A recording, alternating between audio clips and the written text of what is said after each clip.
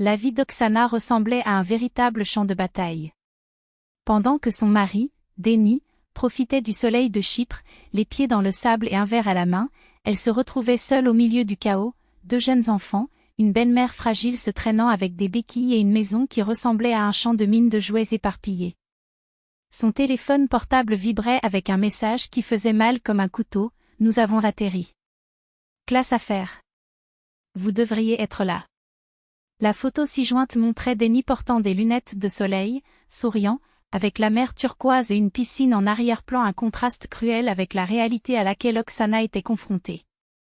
Véronica, 4 ans, dessinait avec des marqueurs sur les murs fraîchement repeints, tandis que Maximo, 2 ans, s'accrochait à la jambe de sa mère comme si c'était son seul refuge.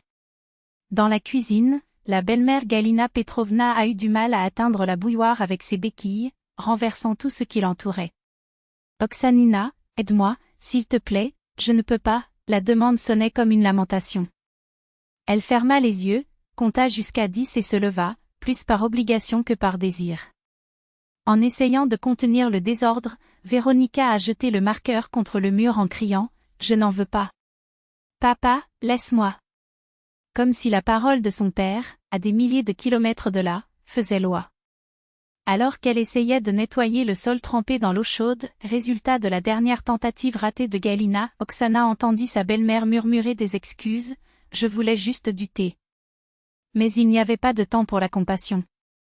Avec les enfants en larmes, la maison sens dessus-dessous et sa belle-mère incapable de bouger seule, elle avait à peine le souffle nécessaire. Lorsqu'il parvint finalement à asseoir Galina, à distribuer des biscuits à Maximo et à confisquer les marqueurs de Véronica, son corps lui parut aussi lourd que du plomb. Ce n'est qu'à ce moment-là qu'il s'est permis de regarder profondément dans ses yeux, le téléphone portable. Les mots sont sortis comme un cri sourd. « Denis, ta mère est avec des béquilles. Elle ne peut pas m'aider, elle a besoin d'aide. Et toi? Tu es là, au repos. » La réponse a mis du temps, mais quand elle est arrivée, ce fut comme une gifle. « Oksana, je t'ai expliqué. C'était un voyage rapide, mes collègues ont insisté. Tu as dit que tu pouvais y arriver. Seriez-vous capable de le gérer? Seule, avec 2 enfants, une belle-mère alitée et une routine impitoyable? J'ai dit que je ne pouvais pas supporter ça. Tu as promis que ma mère viendrait, mais elle est malade. Et maintenant? » La voix tremblait de colère et d'épuisement. La réponse finale fut un coup dur, « Mais au moins, tu n'es pas seule, n'est-ce pas? Tu as de la compagnie. » Entreprise? Une femme avec des béquilles, qui pouvait à peine se tenir debout, était-elle une « compagnie » ? Le téléphone portable a été violemment projeté sur la table. Galina, regardant tout avec des yeux fatigués, secoua la tête, « Ma fille, ce n'est pas la vie. Il a toujours été comme ça, égoïste. J'ai élevé un homme qui pense que c'est normal d'abandonner sa famille sur un coup de tête. » Oksana ne voulait pas l'entendre, mais la vérité brûlait. 3 ans de mariage, 3 ans d'excuses, 3 ans d'attente que les choses s'améliorent. Et il était là, bronzé et détendu, alors qu'elle coulait. Lorsque la mère est arrivée le lendemain, après un appel désespéré de Denis, qui n'a même pas eu le courage de parler à sa fille, ce fut comme une bouffée d'air frais. En quelques heures, la maison était rangée, les enfants nourris, Galina était soignée. Oksana a dormi 7 heures d'affilée, ce dont elle ne se souvenait même pas la dernière fois. Il s'est réveillé avec une clarté effrayante, il n'en pouvait plus.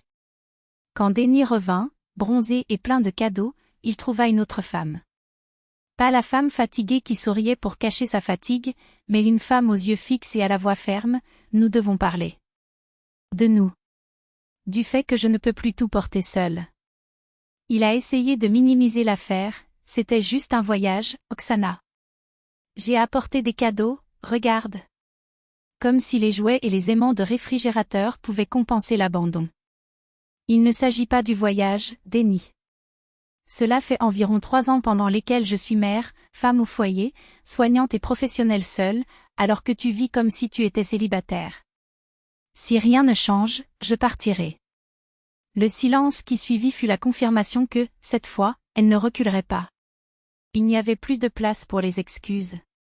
Soit il changerait, soit elle partirait avec ou sans lui. Il resta silencieux non pas par réflexion, mais parce que, au fond, cela importait peu. Je pensais que vous pourriez gérer ça. La phrase sonnait comme un couteau sur la table, froide, tranchante, révélatrice. Nous ne nous en sommes pas rendus compte, Denny. C'est moi qui ai survécu. Sans ma mère, je serais devenu fou. Et toi? Tu ne l'as même pas remarqué. Les yeux d'Oksana brûlaient d'un mélange d'épuisement et de dédain. Tu n'as pas réfléchi. Tu ne penses jamais. Seulement à toi, comme toujours. C'est alors que la porte de la chambre s'ouvrit avec un lent grincement.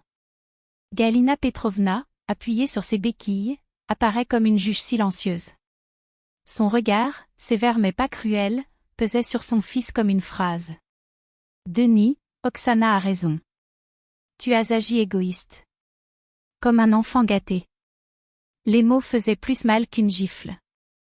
Je suis responsable de ça, de t'avoir élevé comme ça. Mais tu es un adulte maintenant. Si tu ne changes pas, tu perdras tout. Il se tourna désespérément vers sa mère. Maman, tu es contre moi? Elle n'a pas hésité, je suis du côté de la vérité. Oksana a porté cette maison seule pendant 3 ans. Pendant que tu vis comme si tu étais célibataire. Ce n'est pas bien. Le silence qui tomba fut dense, presque physique. Que voulez-vous de moi? Sa voix tremblait, pour la première fois sans l'armure de l'indifférence. Je veux que tu sois père. Mari. Partenaire. Oksana croisa les bras fermement. Qu'il assume la moitié des responsabilités. Qu'il emmène les enfants au parc le week-end. Qu'il me laisse me reposer. Que, s'il part en voyage, il nous emmène, ou me laisse y aller seul. Parce que je travaille aussi. Et en plus, j'ai 2 enfants. Je travaille. Répondit-il automatiquement. Je travaille aussi, coupa-t-elle sèchement. Et pourtant, c'est moi qui fais tout. Je ne demande pas l'impossible, Denny. Je demande la justice. Il resta immobile pendant de longues secondes, comme si ces mots avaient enfin percé sa bulle d'apitoiement sur lui-même. Puis, lentement, il acquiesça.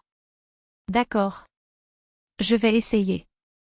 Mais, qu'est-ce que je fais exactement? Et là, à la table de la cuisine, entre des tasses de thé froid et une liste de choses à faire griffonner sur une serviette, la reconstruction a commencé.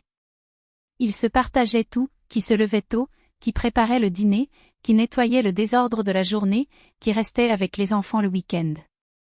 Les premières semaines ont été chaotiques. Denny a oublié, a grogné, a essayé de s'échapper, mais Oksana n'a pas cédé. Je ne l'ai pas fait pour lui. Cela n'a pas sauvé. Et petit à petit, il a appris. Changer les couches est devenu une routine. Préparer les repas de bébé, un rituel matinal. Lire des histoires au coucher est devenu son moment préféré de la journée. Jusqu'à ce qu'un samedi, 6 mois plus tard, il lui suggère lui-même, « Oksana, pourquoi n'irais-tu pas passer le week-end chez ta mère? Seule. Pour vraiment te reposer. Je resterai avec les enfants. » Elle le regarda avec méfiance. « Sérieux? Sérieusement. Je connais mon chemin maintenant. » Et c'était ainsi. 2 jours pendant lesquels elle a dormi tard, lu un livre entier, marché tranquillement. À son retour, elle trouva la maison en ordre et son mari avec de profonds cernes sous les yeux. Je n'avais aucune idée à quel point c'était difficile, a-t-il admis en passant une main sur son visage fatigué. 2 jours avec eux et je suis épuisée. Et toi, 3 ans. Oksana sourit presque tendrement. Maintenant tu sais. Oui, il baissa la tête. Merci de ne pas être parti. J'y ai pensé aussi. Si c'était toi à ma place, je serais parti. C'est une bonne chose que ce ne soit pas toi à ma place, elle lui tenait la main. Parce que maintenant, enfin, tu es de mon côté. Parce que le mariage ne consiste pas à s'enfuir lors de voyages en solo alors que le monde s'effondre. C'est une question de partenariat. De partager le poids pour que tous deux puissent, un jour, se reposer. Et quand l'un s'envole pour Chypre tandis que l'autre se noie sous les couches et les factures, ce n'est pas de l'amour, c'est de l'exploitation. Et l'amour, aussi profond soit-il, a une limite. Une limite appelée respect.